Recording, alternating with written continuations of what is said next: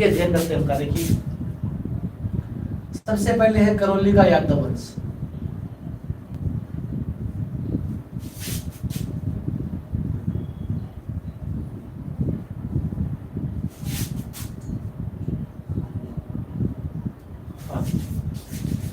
पिछले पार्ट में हमने बात की थी मित्रों, तो मैंने आपको जैसलमेर रियासत पढ़ाई थी, तो उस समय मैंने आपको बताया था कि दो रियासतों पर देखिए यादव वंश ने शासन किया था। एक तो जैसलमेर में थे, और जैसलमेर में जो शासक थे यादवों के वो थे भाटी, और यहाँ पर यादवों की एक शाखा मानी गई है, वो थी जादौन शाखा।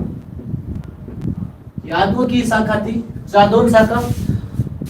हाँ जीतू कुमार जी नमस्कार जी। यादवों की शाखा भाटी वंश तो कहां पर थे? भाटी वंश जैसलमेर में थे, और करौली में आगे जादौन शाखा के यादव। और हमने पढ़ा भी था मित्रों, ये जो यादव वंश है वो अपने आप को किसका वंशज मानता है? भगवान श्री कृष्ण का वंशज मानता है। यादव वंश किसके वंशज है? अपने आप को भगवान श्री कृष्ण के वंशज है, ये माने गए हैं। चलिए ये तो हमने बातें पहले भी कर ली थी, तो आपको दो ही चीजों का ध्यान रखना है, जैसलमेर और करौली में यादव वंश थे, ठीक है। और दोनों यादव वंश अपने आप को कृष्ण का वंशज मानते हैं, ठीक है। अब चलते हैं आगे। करौली की बात की जाए, यहाँ पर जो सबसे पहले जो यादव वंश है, इस यादव वंश की स्थापना किसने की? यादव वंश की स्थापना किसने की? सबसे पहले यादव वंश की स्थापना की मित्रों विजयपाल ने। किसने की थी? यादव वंश की स्थापना की थी विजयपाल ने। और हाँ बिल्कुल राम हरे जी स्वागत आपका। विजयपाल ने की थी 1040 में। कब की थी? 1040 ईस्वी में यादव वंश की स्थापना विजयपाल ने की थी। और विजयपाल ने एक नगर बसाया था मित्रों, बयाना नगर। कौन सा बसाया था? बयाना नगर। बयाना नगर की स्थापना की थी मित्रों। वर्तमान में ये बयाना कहां पर आता है? वर्तमान में बयाना आपका भरतपुर में आता है। बयाना नगर की स्थापना करके इसी विजयपाल ने अपने नाम पर ही एक यहाँ पर दुर्ग का निर्माण करवाया था, विजय मंदिरगढ़। कौन सा? विजय मंदिरगढ़।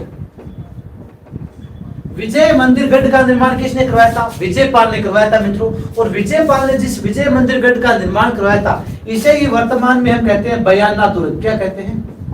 बयाना दुर्ग इसे ही कहते हैं, ठीक है। हम पढ़ रहे हैं यादव वंश। और यादव वंश की स्थापना किसने की है मित्रों? विजयपाल ने। सभी के संस्थापक याद रखने आपको, विजयपाल ने इसकी स्थापना की है। 1040 में इसने इसकी स्थापना की थी। बयाना नगर की स्थापना करके और बयाना नगर को अपनी यानी बयाना को अपनी राजधानी बनाया। यादव वंश की जो प्रथम राजधानी थी, यादव वंश की प्रथम राजधानी थी वह बयाना थी। और बयाना में इसने विजय मंदिर का निर्माण कराया मित्रों। और वर्तमान में उसी विजय मंदिरगढ़ को क्या कहते हैं? बयाना का दुर्ग कहते हैं, ठीक है मित्रों। अब देखिए मित्रों, इस विजयपाल का पुत्र था तिमनपाल। विजयपाल का पुत्र कौन था मित्रों? तिमनपाल। विजयपाल का पुत्र था तिमनपाल या तवनपाल। विजयपाल का पुत्र था तिमनपाल या तवनपाल। इस तिमनपाल या तवनपाल ने मित्रों इस बयाना से थोड़ी दूरी पर, बयाना से ही थोड़ी दूरी पर एक नगर बसाया, तिमनगढ़। कौन सा बसाया? बयाना से थोड़ी दूरी पर तिमनगढ़ नगर बसाया मित्रों। और इस तिमनगढ़ को राजधानी बनाई। तिमनगढ़ को राजधानी किसने बनाई मित्रों? तवनपाल या तिमनपाल ने। तिमनपाल किसका पुत्र था? विजयपाल का पुत्र था, ठीक है। तिमनगढ़ को राजधानी बनाकर यहीं पर इसने दुर्ग का निर्माण करवाया, तवनगढ़ दुर्ग या तिमनगढ़। तवनगढ़, तिमनगढ़ या त्रिभुवनगढ़ या त्रिभुवनगढ़। इस दुर्ग का निर्माण किसने करवाया था? तिमनपाल ने करवाया था। तो तिमनपाल जो विजयपाल का पुत्र था, उसने तिमनगढ़ नगर बसाया बयाना से थोड़ी दूरी पर। तिमनगढ़ को राजधानी बनाकर यहीं पर इसने तवनगढ़ का या तिमनगढ़ का या त्रिभुवनगढ़ का जो किला है, वर्तमान में ये किला भरतपुर में पड़ता है, और उसी स्थान पर यहाँ पर इस किले का निर्माण करवाया। नमस्कार गोवर्धन जी सेन, ठीक है मित्रों। ये था तिमनपाल, ठीक है। अब तिमनपाल के पश्चात इनका वंश आता है कंवरपाल। कौन आता है? कंवरपाल। और मित्रों इस कंवरपाल से इस तवनगढ़ को छीन लेता है, छीनता है। तमनपाल के पश्चात, इसके पश्चात मित्रों जो कंवरपाल आता है, इस कंवरपाल के काल की बात की जाए तो कंवरपाल से मित्रों ये तवनगढ़ छीनता है कौन? मोहम्मद गोरी। मोहम्मद गोरी है मित्रों। मोहम्मद गोरी है, इसको है कंवरपाल से, मोहम्मद गोरी है, इस कंवरपाल से तमनगढ़ को छीन लेता है। तमनगढ़ पर पहले इस तिमनपाल का अधिकार था। तिमनपाल के पश्चात कहते हैं कंवरपाल का अधिकार कहां पर हो गया था, इसी का वंशज था कंवरपाल, इस तिमनपाल का। जब तिमनपाल के स्थान पर कंवरपाल यहाँ का शासक बनता है, तो इसके पश्चात कहते हैं कि इस मोहम्मद गोरी ने कंवरपाल से क्या छीन लिया मित्रों, तमनगढ़ छीन लिया। तमनगढ़ को किसने छीन लिया, मोहम्मद गोरी ने। अब कंवरपाल के पश्चात मित्रों जो शासक बनेगा वो बनेगा अर्जुनपाल। कौन बनेगा, अर्जुनपाल।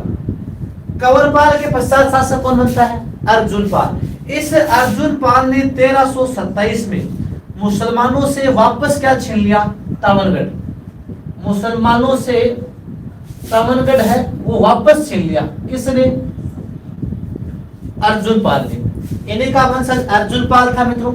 अर्जुनपाल है वो 1327 में मुसलमानों से वापस तमनगढ़ को छीन लेता है। जिस तमनगढ़ को पहले मोहम्मद गोरी ने छीन लिया था, उससे तमनगढ़ या तिमनगढ़ को अर्जुनपाल 1327 में मुसलमानों से छीन लेता है। इसी अर्जुनपाल ने मित्रों 1348 में, इसी अर्जुनपाल ने 1348 में एक नगर बसाया और नगर का नाम था कल्याणपुर। नगर का नाम क्या था, कल्याणपुर। और मित्रों इसी कल्याणपुर नगर को वर्तमान में आप कहते हो करौली। क्या कहते हो, वर्तमान में से क्या कहते हो, करौली कहते हैं। तो ध्यान देखिए मित्रों, इस करौली या कल्याणपुर को किसने बसाया था, तो मित्रों इस कल्याणपुर को अर्जुनपाल ने 1348 में बसाया था, जिसे वर्तमान में क्या कहते हैं, करौली कहते हैं। आपको ध्यान में रखना है। और इसी अर्जुनपाल ने हनुमान जी की जो माता थी अंजना माता, यहाँ पर करौली में फिर किसका मंदिर बनाया था, कल्याणपुर में अंजना माता का मंदिर बनाया था। अंजना माता का मंदिर बनाया था। एक दुर्ग भी बनाया, गढ़कोट। कौन सा, गढ़कोट है, ये दुर्ग का निर्माण करवाया। एक बार वापस देखिए मित्रों, जो अभी जुड़े हैं वो वापस देखिए मित्रों, करौली का यादव वंश पढ़ रहे हैं, छोटा सा वंश है एकदम। देखिए यहाँ पर यादवों की जादव शाखा थी, भगवान श्री कृष्ण के वंशज माने गए हैं। बात की जाए मित्रों इस यादव वंश का जो संस्थापक था या स्थापना की थी, यादव वंश का मूल पुरुष पूछे आपको, तो वो विजयपाल आता है, जिसने 1040 ईस्वी में बयाना नगर की स्थापना की। बयाना को अपनी राजधानी बनाकर यहाँ पर विजय मंदिर गढ़ का निर्माण करवाया था। इसी विजय मंदिर गढ़ को वर्तमान में क्या कहते हो आप, बयाना का दुर्ग भी कहते हैं। ठीक है मित्रों, विजयपाल का पुत्र कौन आया मित्रों, तिम्मनपाल या तमनपाल आया, जिसने तिम्मनगढ़ बसाकर तिम्मनगढ़ को अपनी राजधानी बनाई। और तमनगढ़ या तिम्मनगढ़ या त्रिभुवनगढ़ के किले का निर्माण इसने अपने नाम पर ही करवाया था। ठीक है, इसके पश्चात देखिए मित्रों, इसे तिम्मनपाल का वंशज कौन था, कंवरपाल। जब कंवरपाल यहाँ का शासक बनता है तमनगढ़ का, तो यहाँ पर मोहम्मद गोरी है, इससे है मित्रों तमनगढ़ छीन लेता है। लेकिन कंवरपाल के पास बाद जो अर्जुनपाल आता है, अर्जुनपाल ने 1327 में मुसलमानों को हराकर वापस किस पर अधिकार कर लिया, वापस ही अर्जुनपाल ने है तमनगढ़ पर अधिकार कर लिया 1327 में। इसके पश्चात कहते हैं कि इसी अर्जुनपाल ने 1348 ईस्वी में कल्याणपुर नगर की स्थापना की, जिसे वर्तमान में आप क्या कहते हो, करौली कहते हो। और यहाँ पर इसने अंजनी माता का मंदिर बनाया और गढ़कोट दुर्ग का निर्माण करवाया। इतना क्लियर हो गया तो मित्रों लीजिए स्क्रीनशॉट, बताइए, लीजिए स्क्रीनशॉट।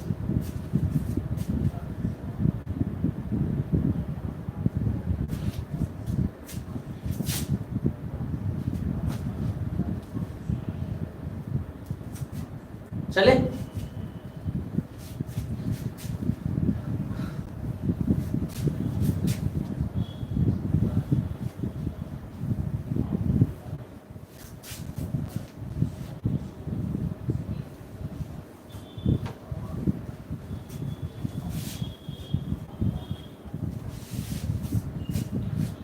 हाँ चलिए आगे। अब देखिए मित्रों, अकबर के समकालीन यहाँ पर कौन था, यहाँ का शासक पूछ लिया आपको, अकबर के समकालीन। तो अकबर के समकालीन शासक था यहाँ पर गोपाल दास। कौन था, गोपाल दास था अकबर के समकालीन।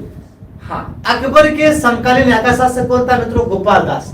अकबर के समकालीन है, यहाँ का शासक कौन था, गोपाल दास था।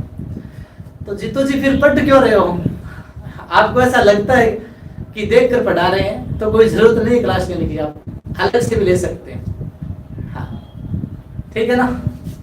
अकबर के समकालीन है, यहाँ का शासक कौन था, गोपाल दास है, वो यहाँ का शासक था जिसने अकबर की अधीनता स्वीकार की थी,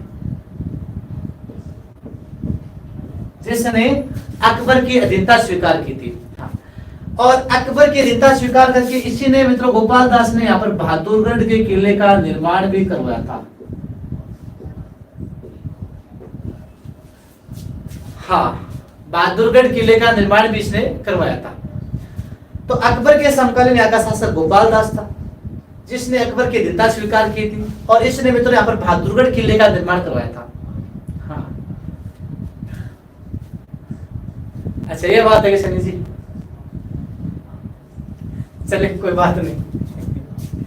आगे देखिए मित्रों, इसके बाद देखिए गोपाल दास के बारे में बात की जाए। यहाँ पर एक शासक आता है धर्मपाल द्वितीय। शासक कौन आता है? धर्मपाल द्वितीय। गोपाल दास के पश्चात एक शासक आता है धर्मपाल द्वितीय। और धर्मपाल द्वितीय ने मित्रों 1650 में करौली को अपनी राजधानी बनाई थी। धर्मपाल द्वितीय ने 1650 में किसको राजधानी बनाई मित्रों? करौली को क्या बनाई? राजधानी। तो आपसे पूछ ले, करौली को राजधानी किस शासक ने बनाई? करौली को राजधानी किस शासक ने बनाई मित्रों? करौली को राजधानी है मित्रों धर्मपाल द्वितीय ने बनाई। हाँ, चलिए कोई बात नहीं समझिए। हाँ, धर्मपाल द्वितीय ने 1650 में करौली को यहाँ पर क्या बनाई थी? राजधानी बनाई थी। ये आपको ध्यान में रखना मित्रों, ठीक है ना? 1650 ईस्वी की घटना है। हाँ। हाँ। इसके पश्चात देखिए मित्रों, इसके पश्चात एक शासक बनता है करौली का गोपाल पाल। गोपाल पाल शासक बनता है मित्रों 17वीं शताब्दी के अंत में या 1700 ईस्वी के आसपास शासक बनता है कौन? गोपाल पाल। गोपाल पाल शासक बनता है 1700 ईस्वी के आसपास। और मित्रों इस गोपाल ने देखो एक तो करौली का परकोटा बनवाया लाल पत्थरों से। करौली शहर का जो परकोटा है, करौली शहर का जो परकोटा है लाल पत्थरों से निर्मित, लाल पत्थरों से निर्मित करौली शहर का, हाँ, करौली शहर का जो परकोटा है। अशोक जी आज से स्टार्ट नहीं किया, इससे स्टार्ट कई दिनों से पहले से काफी सारे टॉपिक करवा दिए आपको हिस्ट्री में। तो करौली शहर का जो परकोटा है मित्रों, वो करौली शहर का परकोटा किसने तैयार करवाया था? गोपाल पाल ने करवाया था। हाँ। इसके पश्चात देखिए मित्रों, इसी गोपाल पाल ने करौली में गोपाल मंदिर बनाया था। करौली में गोपाल मंदिर किसने बनाया था? गोपाल पाल ने बनाया था। करौली में कल्याण मंदिर, करौली में कल्याण मंदिर किसने बनाया था? गोपाल पाल ने बनाया था। करौली में गौड़ीय संप्रदाय को समर्पित, हाँ, मदन मोहन जी का मंदिर, मदन मोहन जी का मंदिर, ये इंपोर्टेंट है मित्रों, बहुत इंपोर्टेंट है, पूछ सकता है। मदन मोहन जी का मंदिर, और राजस्थान में मदन मोहन जी के 2 मंदिर है। गौड़ीय संप्रदाय का मंदिर तो करौली में, और वल्लभ संप्रदाय का मदन मोहन जी का मंदिर है कामा भरतपुर में, ठीक है ना? 2 मंदिर है मदन मोहन जी के, ध्यान रखना। ये मदन मोहन जी का मंदिर है गौड़ीय संप्रदाय का। किसे समर्पित है? गौड़ीय संप्रदाय को समर्पित मंदिर है मित्रों। ये गौड़ीय संप्रदाय को समर्पित जो मदन मोहन जी का मंदिर है। हाँ, कोई बात नहीं अशोक जी। मदन मोहन जी का नंबर जो मंदिर है मित्रों, इसी मदन मोहन जी के मंदिर को है निर्माण है गोपाल पाल ने करवाया था, ठीक है? करौली का परकोटा इसने तैयार करवाया था, गोपाल मंदिर बनाया था, कल्याण मंदिर बनवाया था, मदन मोहन जी का मंदिर, ये सबसे इंपोर्टेंट है। गौड़ीय संप्रदाय का मंदिर करौली में है, इसको निर्माण इसी ने करवाया था गोपाल पाल ने, ठीक है मित्रों? हाँ, तो आप ये भी ध्यान में रखना मित्रों, एक अभी देखो आपको कोचिंग ओपन हो नहीं पा रही है, आपकी 2 महीने बाद एग्जाम है राजस्थान पुलिस की। तो जो स्टूडेंट नहीं पढ़ पाए हैं, कई बोल रहे हैं नए स्टूडेंट है, तो वो श्रीराम ईडीयू के नाम से, श्रीराम ईडीयू के नाम से एक ऐप कोर्स है। उस श्रीराम ईडीयू का जो ऐप कोर्स है, उस ऐप कोर्स से भी आप खरीद सकते हैं, और ऐप कोर्स को खरीद सकते हैं। उसमें आपको जो राजस्थान की कल्चर और हिस्ट्री आप अलग अलग से लेना चाहिए तो अलग अलग से भी मिल सकता है, यानी कल्चर और हिस्ट्री है वो अलग अलग से भी आपको मिल सकती है। पूरा ऐप कोर्स साथ लेना चाहो तो वो वहां से आप ले सकते हैं। तो श्रीराम ईडीयू है, इस ऐप कोर्स से आप यहाँ से आराम से ले सकते हैं। और जो कोचिंग के स्टूडेंट हैं जिन्होंने कोचिंग में फीस जमा करा रखी है, उनके लिए मित्रों अब बिल्कुल फ्री कर दिया है। जो ध्यान रखना, कोचिंग के स्टूडेंट हैं जिन्होंने कोचिंग में फीस जमा करवा दी है लॉकडाउन से पहले, उनके लिए बिल्कुल ये ऐप है, बिल्कुल फ्री है, वो बिल्कुल फ्री मैटर पढ़ सकते हैं। श्रीराम वीडियो ऐप है, डाउनलोड कीजिए, उसके पश्चात अपनी स्टडी है वो जारी रखिए, ठीक है। हाँ चलो हम आगे बढ़ते हैं, चले। हाँ ये हो गया गोपाल पाल। इसके बाद में करौली का एक शासक आता है हरबख्श पाल।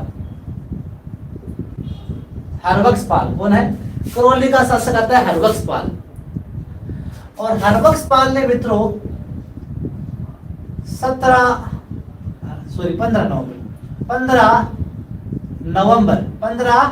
नवंबर 1817 को ईस्ट इंडिया कंपनी से संधि कर ली। ईस्ट इंडिया कंपनी के साथ संधि किसने कर ली थी? हरबख्श पाल। यहाँ का शासक कौन था? हरबख्श पाल।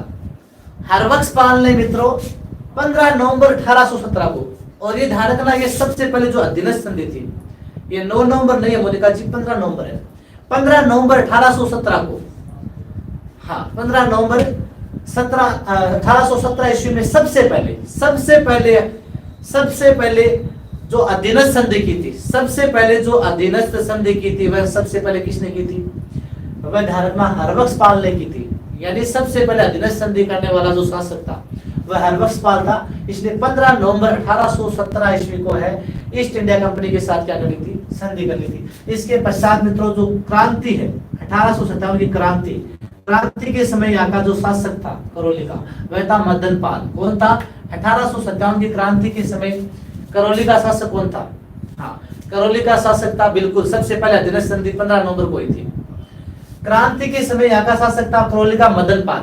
और क्रांति में मित्रों इसने क्रांति में अंग्रेजों की काफी सहायता की थी। हमने पढ़ा भी था 1857 की क्रांति पढ़ी थी, उसमें पढ़ा था कोटा के जो राम सिंह थे, राम सिंह को अंग्रेज यानी वहां पर विद्रोहियों ने कैद कर लिया था। तो राम सिंह को 6 महीने के पश्चात मदन पाल ने छुड़वाया था, जनरल रोबोट्स के साथ गया था ये। तो अंग्रेजों की सहायता है वो क्रांति के समय किसने की थी? इसी मदन पाल ने की थी। तभी तो यहाँ पर करौली की जो तोपें हैं वो तोपों की सलामी करौली राज्य की बढ़ा दी थी। 13 से कितनी कर दी थी? 13 से बढ़ाकर 17 कर दी थी। तोपों की सलामी कितनी कर दी थी? 13 से बढ़ाकर है तोपों की सलामी यहाँ पर 17 कर दी थी। तो ये बातें हमने वहां पर पढ़ी थी। इसके पश्चात जो एकीकरण हुआ, एकीकरण की भी बात हमने कर ली थी, एकीकरण पढ़ा था। एकीकरण के समय करौली का शासक बताइए कौन था? जल्दी से बताइए कमेंट करके। बिल्कुल लॉर्ड हार्डिंग की अधीनस्थ नीति के तहत। जल्दी से बताइए एकीकरण के समय करौली का शासक कौन था? जल्दी से बताइए। कोई नहीं बता पा रहा है। मैंने बता दिया, आपको पढ़ा दिया। बिल्कुल कुलदीप जी को सही आंसर दिया, गणेश पाल। कौन था? गणेश पाल। मैंने आपको एकीकरण के समय पढ़ाया था ना, करौली के समय एकीकरण का जो एकीकरण हुआ था, करौली में एकीकरण हुआ था, राजस्थान का एकीकरण हुआ था, उसमें करौली का जो शासक था वह गणेश पाल था, जिसने मत्स्य संघ में अपनी रियासत का विलय किया था। मत्स्य संघ ABCD हुई थी ना, अलवर, भरतपुर, करौली, धौलपुर। तो उस मत्स्य संघ में अपनी रियासत का विलय किया था 18 मार्च 1948 को। प्रथम चरण में अपनी रियासत का विलय किया था। गणेश पाल उस समय आके शासक थे। तो ये मित्र आपका है मुख्य करौली का यादव वंश कंप्लीट होता है। एक बार वापस देखिए, इसके पश्चात हम चलेंगे टोंग का जो पिंडारी वंश से उधर चलेंगे। अकबर के समकालीन जो शासक गोपाल दास था, जिसने बहादुरगढ़ किले का निर्माण कराया था, अकबर की अधीनता स्वीकार कर रखी थी। धर्मपाल द्वितीय ने करौली को राजधानी बनाया था 1650 में। गोपाल पाल के समय 4 चीजें ध्यान रखनी है। एक तो करौली का परकोटा बनाया इसने, गोपाल मंदिर निर्माण करवाया, मदन मोहन जी का इसने निर्माण करवाया। मदन मोहन जी का मंदिर जो है, हाँ राकेश जी बोल रहे ट्रिक हरे वृक्ष को बोलो, चलो कोई बात नहीं। मदन मोहन जी है, इसके मंदिर का निर्माण करवाया। जो गौड़ीय संप्रदाय का मंदिर है, कल्याण मंदिर का निर्माण करवाया था गोपाल पाल ने। हरबख्श पाल ने सबसे पहले अधीनस्थ संधि की थी राजस्थान में, ठीक है। तो 15 नवंबर 1817 को की थी, ठीक है। क्रांति के समय मदन पाल यहाँ का शासक था, जिसने अंग्रेजों की सहायता की थी। और एकीकरण के समय यहाँ पर जो शासक था वो गणेश पाल था। बरसात हो रही है गोपी जी, कहाँ हो रही है बरसात? हम भी शिखर में ही है, बारिश तो नहीं हो रही है। चलिए लीजिए इसका स्क्रीनशॉट। अब हम आगे बढ़े।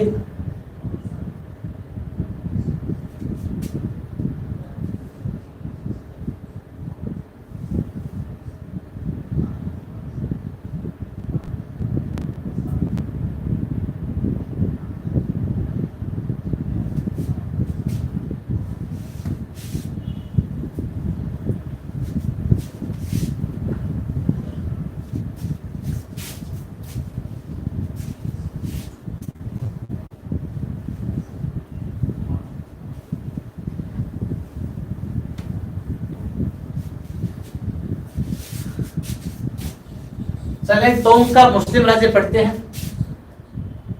टोंक का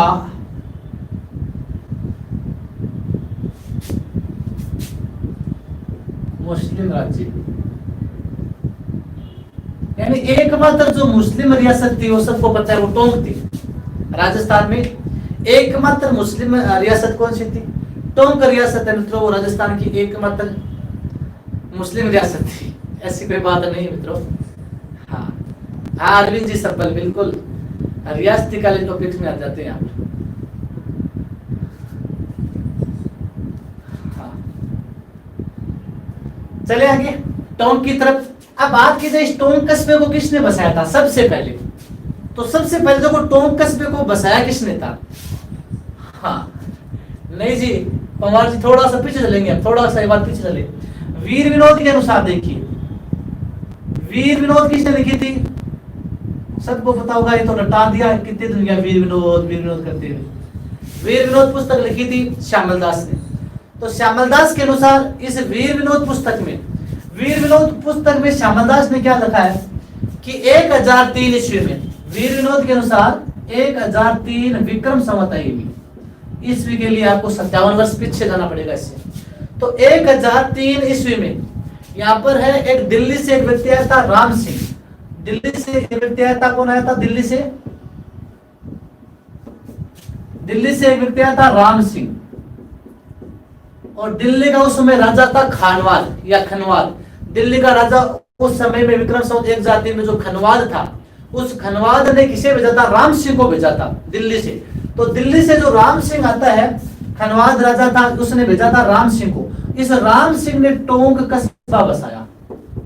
टोंक कस्बा बसाया किसके अनुसार होता है? मैंने आपको वीर विनोद पुस्तक के अनुसार, हाँ वीर विनोद पुस्तक के अनुसार दिल्ली से है, राम सिंह आता है और राम सिंह ने टोंक कस्बे को बसाया था। कब? विक्रम संवत 1003 के अनुसार। लेकिन यहाँ पर मित्रों एक मान्यता और है, ये तो श्यामल दास के अनुसार, जबकि एक मान्यता ये है कि जो आमेर के शासक थे मान सिंह प्रथम, हाँ मान सिंह प्रथम ने यहाँ पर एक भोला ब्राह्मण था, उस भोला ब्राह्मण को 12 गांव दिए थे, यानी टोकरा परगने के 12 गांव दिए थे। उन 12 गांवों की उसने एक टुकड़ी बनाई थी और उसी टुकड़ी को फिर टोंक कहा गया।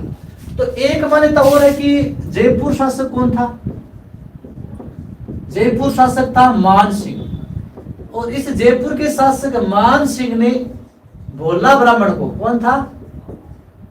भोला ब्राह्मण।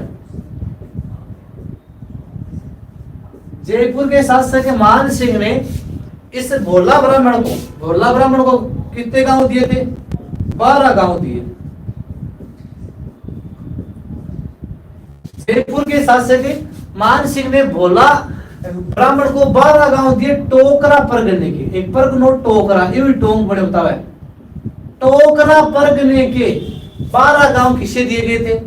भोला ब्राह्मण को दिए थे। और इस भोला ब्राह्मण ने इन 12 गांवों का जो टोकरा था, टोकरा परगना था, इसी टोकरा परगने की एक टुकड़ी बनाई और इसी टुकड़ी को कहते हैं, फिर इसी से टोंक बना। क्या बना था? टोंक बना था। तो एक मान्यता के अनुसार जयपुर शासक मान सिंह ने भोला ब्राह्मण को 12 गांव उपहार में दिए थे टोकरा परगने के, और इसी टोकरा परगने के 12 गांव की टुकड़ी बनाकर इस भोला ब्राह्मण ने किसे बसाया? टोंक को बसा दिया। ठीक है, ये आपको ध्यान में रखना है। अब देखिए मित्रों, यहाँ पर टोंक को बसा दिया। अब टोंक के बारे में बात की जाए, यानी मुगल काल में है ये टोंक है मित्रों, अकबर के अधीन था। यानी अकबर जब शासक था तो अकबर के टाइम में किसके अधीन था? अकबर के अधीन था टोंक राज्य। अकबर के पश्चात बात की जाए औरंगजेब के समय का किसके अधीन था? तो औरंगजेब का पुत्र था मौजम, और मौजम ने अपने पिता औरंगजेब से कहा कि इस टोंक को है वो किसे दिया जाए? बुद्ध सिंह को दिया जाए। बुद्ध सिंह कौन था? बूंदी का। तो यानी औरंगजेब ने अपने पुत्र मौजम के कहने पर फिर टोंक को किसे सौंप दिया? बुद्ध सिंह को सौंप दिया। किसे सौंप दिया? बुद्ध सिंह को सौंप दिया। बुद्ध सिंह कहाँ के थे मित्रों? बूंदी के शासक थे, जिनकी मौजम के साथ अच्छी बनती थी। ठीक है, अब बुद्ध सिंह से किसने छीन लिया? बुद्ध सिंह के पश्चात मित्रों जयपुर का शासक था सवाई जय सिंह। हमने देखा था बुद्ध सिंह को उसने शासक पद से हटा दिया था। तो जयपुर के शासक सवाई जय सिंह ने इस टोंक को बुद्ध सिंह से छीन लिया। यानी बुद्ध सिंह को तो दिया औरंगजेब ने मौजन के कहने पर, लेकिन बुद्ध सिंह से इस टोंक को किसने छीन लिया था? बुद्ध सिंह से इस टोंक को छीन लिया जयपुर के शासक सवाई जय सिंह ने। तो सवाई जय सिंह ने इसको छीन लिया। इसके पश्चात इसके बेटे सवाई ईश्वर सिंह के बाद जो सवाई माधो सिंह प्रथम शासक बनते हैं मित्रों, तो सवाई माधो सिंह प्रथम जब शासक बनते हैं तो सवाई माधो सिंह के दो युद्ध हुए थे, राजमहल और बगरू के युद्ध, अपने ही भाई के युद्ध हुए थे, अपने भाई के साथ ईश्वर सिंह के साथ। उन युद्धों में है मित्रों सवाई माधो सिंह का साथ दिया था मराठों ने उनका साथ दिया था ना सवाई माधो सिंह का। तो बदले में मराठों ने उनसे क्या मांगा था? धन मांगा था, उनसे रियासतें मांगी थी। तो सवाई माधो सिंह के पास है उस समय धन तो बचा नहीं था, उसलिए टोंक रियासत है, इस टोंक रियासत को सवाई माधो सिंह ने किसे सौंप दिया? टोंक रियासत को सवाई माधो सिंह ने सौंप दिया बाद में मराठों को अर्थात उस समय था मल्हार राव होलकर। कौन था? मल्हार राव होलकर को सौंप दिया। तो मराठों को किसने सौंप दिया? सवाई माधो सिंह ने। सवाई माधो सिंह ने इसे किसे सौंप दिया? मल्हार राव होलकर को सौंप दिया। इसके पश्चात मित्रों 1806 में एक मराठा आता है जसवंत राय होलकर। मराठा कौन आता है? जसवंत राय होलकर। बिल्कुल टोंक एकमात्र मुस्लिम रियासत थी, सबसे पहले यह बात बता दी है मैंने, बार बार बताने की जरूरत नहीं है। जसवंत राय होलकर एक मराठा सरदार था, इसका एक सेनापति था मित्रों। जसवंत राय का जो सेनापति था, वह सेनापति कौन था? इसका था अमीर खां पिंडारी। कौन था? अमीर खां पिंडारी। और मित्रों ये अमीर खां पिंडारी वो अफगान वंश से संबंधित था। जसवंत राय होलकर जो मराठा था सरदार, मराठा सरदार जसवंत राय की सेना का जो सेनापति हुआ करता था 1806 में, वह कौन था? अमीर खां पिंडारी था। अमीर खां पिंडारी अफगान वंश से संबंधित था मित्रों। इस अमीर खां पिंडारी की सेवा भाव से प्रसन्न होकर इस जसवंत राय होलकर ने अमीर खां पिंडारी को क्या भेंट कर दिया? टोंक भेंट कर दिया। भाई मराठों के पास था टोंक, मराठों ने किसे दे दिया भैया? मराठों ने इस टोंक को अमीर खां पिंडारी को सौंप दिया। किसे सौंप दिया? टोंक को अमीर खां पिंडारी को सौंप दिया जो अफगान था। ठीक है, अब ये 1806 में ये किसके पास आ जाता है मित्रों? ये आ जाता है अमीर खां पिंडारी के पास। अब टोंक किसके पास आ गया? अमीर खां पिंडारी के पास। और मित्रों ये जो अमीर खां पिंडारी है ये उस समय संपूर्ण राजपुताना और पूरा जो ब्रिटिश भारत था उस समय का, कहते हैं कि संपूर्ण राजपुताना और ब्रिटिश भारत में इसने लूटपाट मचा दी थी।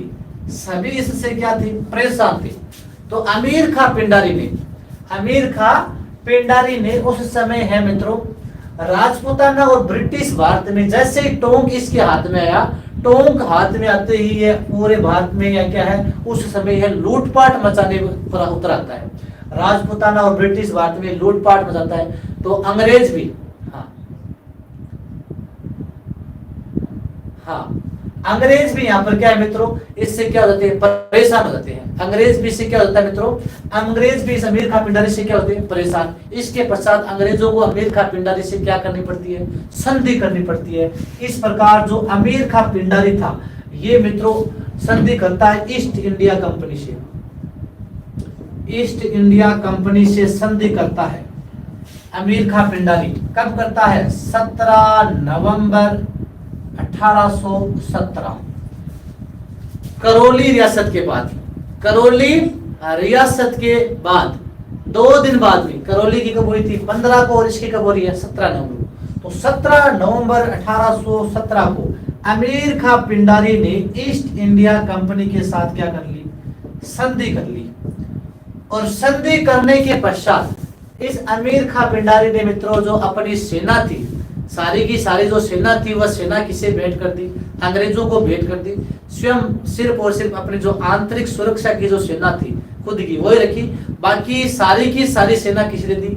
अंग्रेजों को भेंट कर दी इसने। जो लूटपाट थी उस लूटपाट को भी इसने क्या कर दिया था? बंद कर दिया था। 1817 में इसने ईस्ट इंडिया कंपनी के साथ क्या कर ली मित्रों? 1817 में संधि कर ली। किसने? अमीर खां पिंडारी ने। तो ये अमीर खां पिंडारी होता है यहाँ पर। अमीर खां पिंडारी के पश्चात मित्रों जो शासक बनते हैं वो बनते हैं वजीरुद्दौला खां। कौन बनते हैं? वजीरुद्दौला खां। वजीरुद्दौला खां 1834 से लेकर 70 तक शासन रहते हैं। वजीरुद्दौला खां ये शासक कब से कब तक रहते हैं? 1834 से लेकर 70 ईस्वी तक शासक कौन रहते हैं? वजीरुद्दौला खां है, ये शासक रहते हैं। और इसी के समय क्या हुई थी मित्रों? क्रांति हुई थी।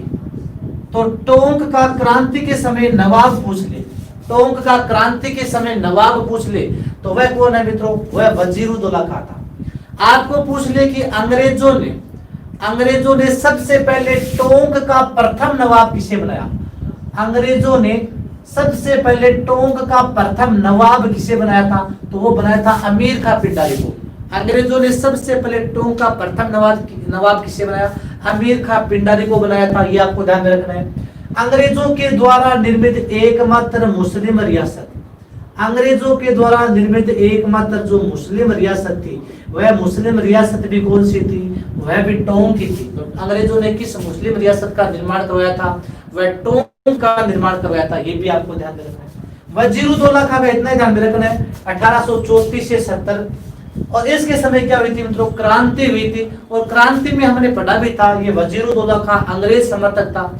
और इस समय मित्रों यहाँ पर तात्या टोपे ने यहाँ पर इससे टोंक पर अधिकार कर लिया था। इसके समय में तात्या टोपे ने, बाद में हमने पढ़ा भी था कि मेजर ईडन आया था जो जयपुर का पॉलिटिकल एजेंट था, उसने सेना लेकर यहाँ पर आया था और इसी तात्या टोपे को यहाँ से भगाया था।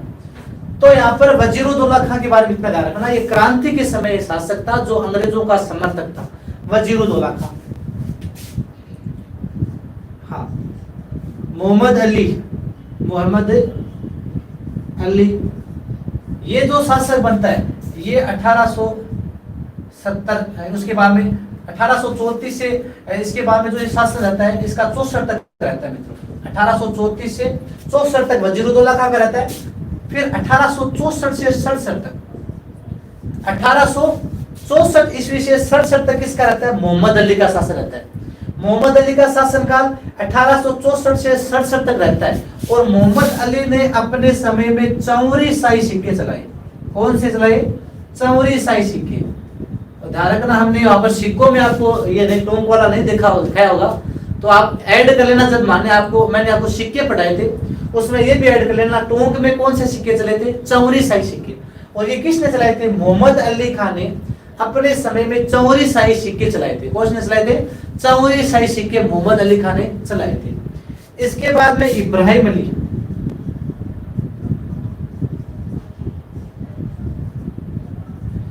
मोहम्मद अली के बाद कौन बनता है? इब्राहिम अली खां। इब्राहिम अली खां मित्रों 1867 से लेकर 1930 तक, 1867 से लेकर 1930 तक जो शासक रहता है इब्राहिम अली खां। कौन रहता है? इब्राहिम अली खां। और मित्रों इब्राहिम अली खां के संदर्भ में आपको ध्यान रखना, इसने सुनहरी कोठी किसका निर्माण करवाया था? सुनहरी कोठी या टोंक की जो शीश महल कहते हैं उसे, शीश महल नहीं दिख रहा है तो यहां पर लिख दूं सुनहरी कोठी। टोंक में जो सुनहरी कोठी है या शीश महल है, इस सुनहरी कोठी का निर्माण है मित्रों, ये ध्यान रखना, सुनहरी कोठी का जो निर्माण है वो वजीरुद्दौला खां के समय प्रारंभ हो गया था। सुनहरी कोठी का निर्माण तो वैसे कहते हैं कि वजीरुद्दौला खां के समय इसका निर्माण प्रारंभ हो गया था, लेकिन मोहम्मद इब्राहिम अली खां था। ये इब्राहिम अली खां के समय मित्रों है इसे सुनहरी कोठी का है पूर्ण निर्माण बनकर तैयार हुई थी। तो सुनहरी कोठी का निर्माण में नाम पूछे तो वैसे इब्राहिम अली खां का आएगा। ठीक है, तो इब्राहिम अली खां ने मित्रों यहाँ पर किसका निर्माण करवा दिया? सुनहरी कोठी या टोंक में शीश महल का निर्माण करवा दिया था। ठीक है मित्रों, इसके पश्चात में यहाँ पर जो मित्रों क्रांति पड़ रही, एकीकरण के समय मैंने आपको बता ही दिया कि एकीकरण के समय टोंक का जो नवाब था वह था अजीजुद्दौला, अजीजुद्दौला। ये है एकीकरण के समय आता नवाब था। ठीक है मित्रों, तो ये एक टोंक रियासत है, छोटी सी रियासत है। एक बार वापस देख लीजिए, कई बार क्वेश्चन पूछ लेते हैं यहाँ से भी, तो देख ले एक बार वापस, एक बोर्ड में आपकी कंप्लीट हो गई, एक बार ध्यान से देख लेना। टोंक रियासत वीर विनोद पुस्तक श्यामलदास ने लिखी थी। इसके अनुसार मित्रों यहाँ पर 1003 विक्रम संवत में 1003 विक्रम संवत में दिल्ली से राम सिंह आया था, जो खानवाद राजा के द्वारा भेजा गया था। इस राम सिंह ने टोंक कस्बा बसाया था।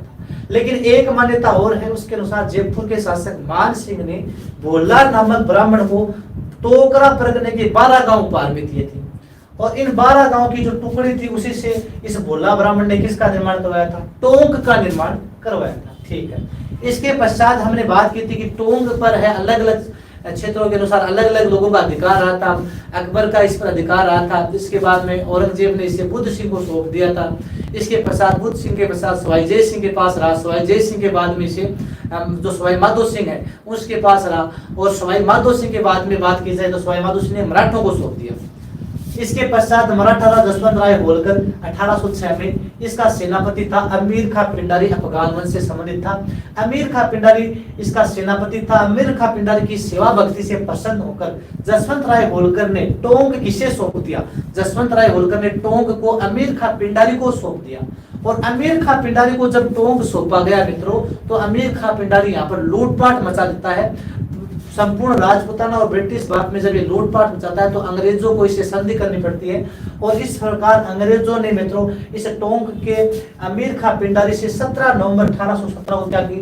संधि की थी। और संधि करके इसे टोंक का प्रथम क्या बनाया था? नवाब बनाया था। टोंक का प्रथम नवाब कौन था? अमीर खां पिंडारी था। इस प्रकार अंग्रेजों द्वारा एकमात्र जो मुस्लिम रियासत का निर्माण हुआ था वह टोंक था, यह आपको ध्यान रखना है।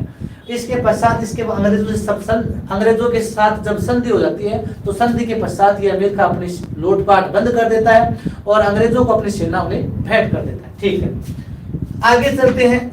इसी अमीर खां पिंडारी के बाद वजीरुद्दौला खां शासक बना। 1834 से लेकर 64 तक इसका कार्यकाल था, और वजीरुद्दौला खां के समय 1857 की क्रांति हुई थी। मोहम्मद अली 1864 से 67 तक रहा था इसका कार्यकाल। इसने 84 सिक्के चलवाए थे। इब्राहिम अली खां 1867 से 1930 तक कार्यकाल था, और सुनहरी कोठी का जो निर्माण हुआ था, शीश महल का निर्माण हुआ था, ये आप इसी के काल में हुआ था, इब्राहिम अली खां के समय। हाँ, कोई बात नहीं, नोट्स बनाओ तो बना लो। विपुल जी व्यास, वो आपकी मर्जी है, बनाओ तो बनाओ, न बनाओ तो मत बनाओ। एकीकरण के समय आपका जो शासक था, टोंक का शासक नवाब था, तो एकीकरण के समय वो था अजीजुद्दौला। तो मित्रों इस प्रकार ये आपकी कंप्लीट हो जाती है। टोंक रियासत भी यहाँ पर क्या होती है? कंप्लीट हो जाती है। तो देखिए मित्रों, आपकी 2 रियासतें आज करौली भी हो गई होगी। अब हमें देखो, एक बार मैं आपको बता दूं कि राजवंश कहाँ से स्टार्ट किए थे। तो राजवंश हमने मेवाड़ रियासत से स्टार्ट किए थे मित्रों। देखो, गुहिल वंश से स्टार्ट किए थे, और सबसे पहले गुहिल वंश को पढ़ा था। उसके बाद में हमने आमेर रियासत पढ़ी थी, पूरी आमेर रियासत पढ़ी। तो गुहिल वंश मैंने आपको पढ़ा दिया, आमेर रियासत मैंने आपको कंप्लीट कर दी। चौहानों में जितने भी चौहान थे, एक भी नहीं छोड़ा आपका, जालोर हो, रणथंभौर हो, सांबर हो, अजमेर हो, जो भी हो, सभी है मित्रों हमने चौहान वंश किए थे। चौहानों के बाद में हम मारवाड़ में तो तीनों प्रकार के जो मारवाड़ के थे, बीकानेर किशनगढ़ हो, जोधपुर के राठौड़ हो, उनको हमने पूरा पढ़ा। भरतपुर का जाट वंश पढ़ लिया, भाटी वंश पढ़ लिया, इसके अलावा टोंक वाला पढ़ लिया, हाँ आज वाला जो करौली वाला पढ़ लिया। तो राजवंश है वो राजवंश